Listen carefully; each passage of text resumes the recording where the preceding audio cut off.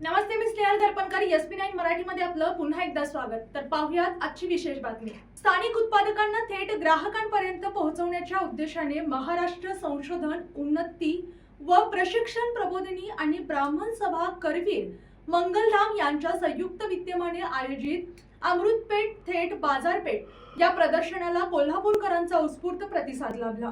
जिल्हाधिकारी अमोल येडगे यांनी या प्रदर्शनाला सदिच्छा भेट देत स्टॉल धारकांशी संवाद साधला.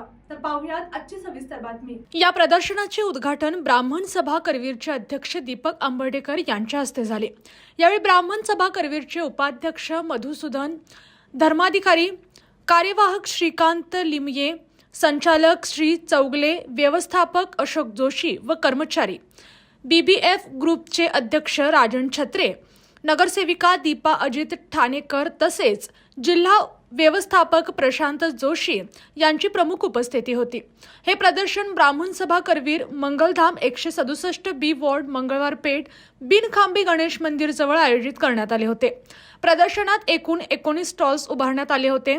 यामध्ये विशेषतः महिला उद्योजकांना प्राधान्य देण्यात आले होते. या प्रदर्शनाच्या माध्यमातून नागरिकांना विविध प्रकारचे खाद्यपदार्थ, दैनंदिन वापराच्या वस्तू, कपडे, आयुर्वेदिक उत्पादने तसेच आकर्षक हस्तकला वस्तू थेट उत्पादकांकडून खरेदी करण्याची संधी मिळाली.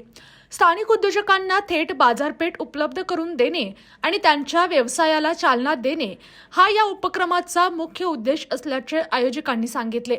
अध्यक्ष दीपक आंबर्डेकर म्हणाले, स्थानिक उद्योग आणि महिला उद्योजकांना प्रोत्साहन देण्यासाठी अशा प्रकारच्या उपक्रमांची आवश्यकता आहे. अमृतपेठ सारख्या प्रदर्शनांमुळे स्थानिक उत्पादनांना थेट ग्राहकांपर्यंत पोहोचवण्याची संधी मिळते आणि स्थानिक अर्थव्यवस्थेलाही बळकटी मिळते.